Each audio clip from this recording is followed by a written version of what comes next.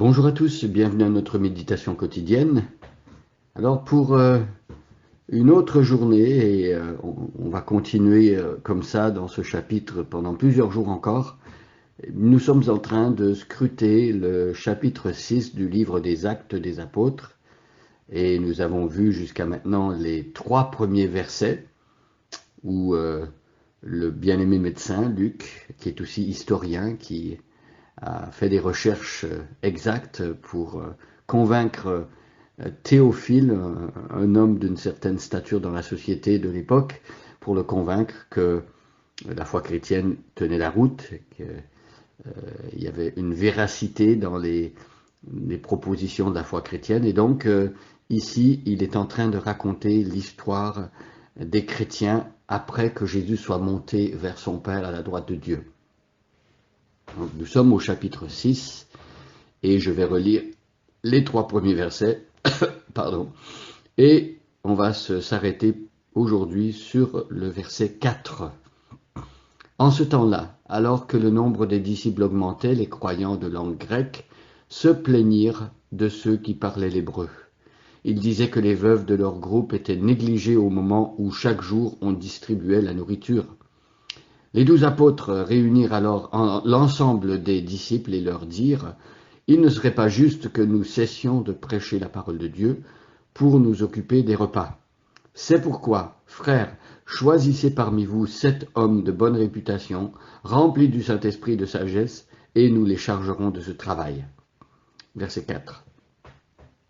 Nous pourrons ainsi continuer à donner tout notre temps à la prière, à la tâche de la prédication.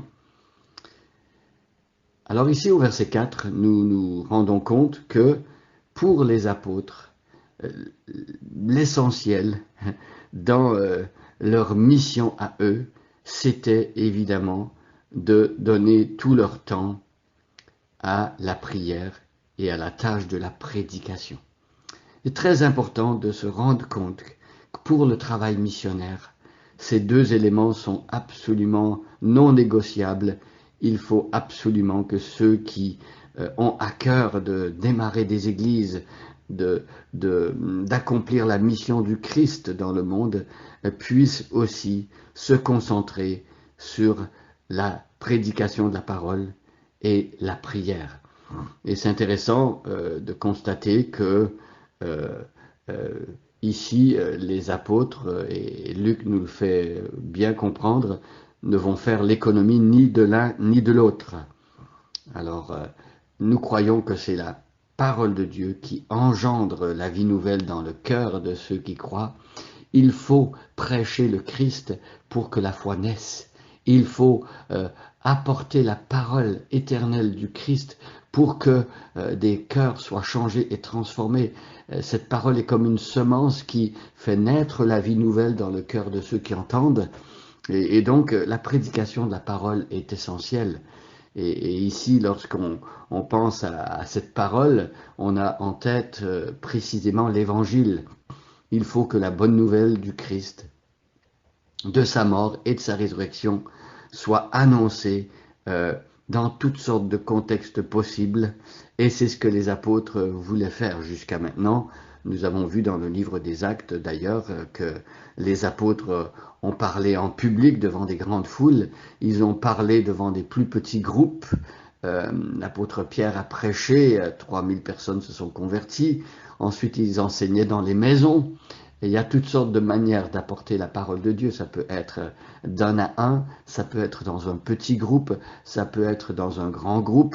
Mais l'essentiel, c'est de faire connaître la parole de Dieu. Et l'enseignement des apôtres, donc, ici, on le voit, et c'est répété 2 fois d'ailleurs. Un peu plus tôt, le verset 2, les apôtres avaient dit sensiblement la même chose.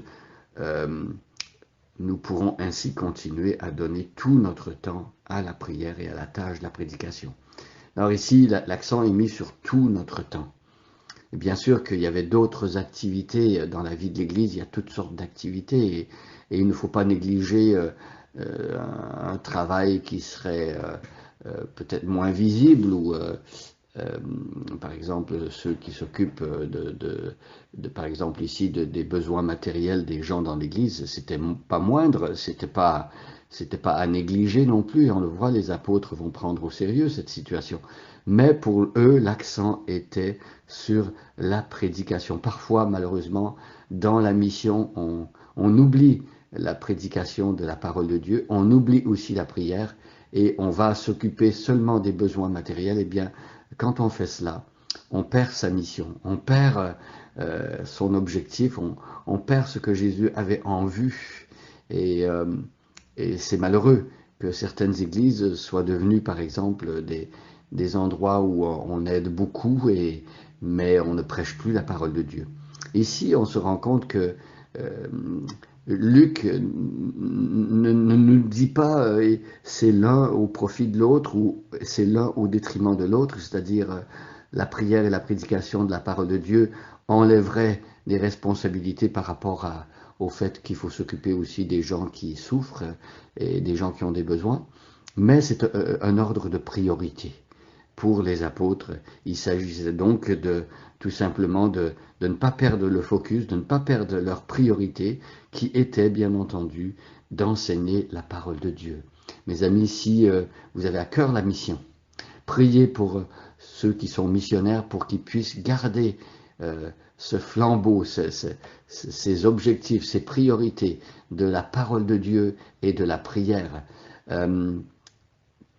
Si vous priez pour des missionnaires, priez pour qu'ils soient toujours convaincus que la parole de Dieu, c'est ce qui change les vies. Et la prière, c'est le moyen par lequel nous demandons à Dieu d'accomplir des choses que nous ne pouvons pas accomplir. Donc la prière et la parole de Dieu, c'est ce que nous voulons aussi mettre de l'avant sans négliger les besoins matériels. Mais d'ailleurs, si la parole de Dieu est prêchée, si on prie, Dieu va nous rendre de plus en plus sensibles aux besoins de ceux qui manquent de tout peut-être ou de ceux qui souffrent. C'est dans la prière et c'est dans l'étude de la parole de Dieu que notre cœur va être éclairé par rapport aux besoins des autres. Et ça va nous donner un zèle pour pouvoir s'occuper ensuite de toutes ces choses-là. Alors, soyons aussi nous-mêmes dans nos églises centrés sur la prière et la parole de Dieu sans négliger les besoins matériels de ceux qui nous entourent. Bonne journée à chacun et à chacune et soyez bénis.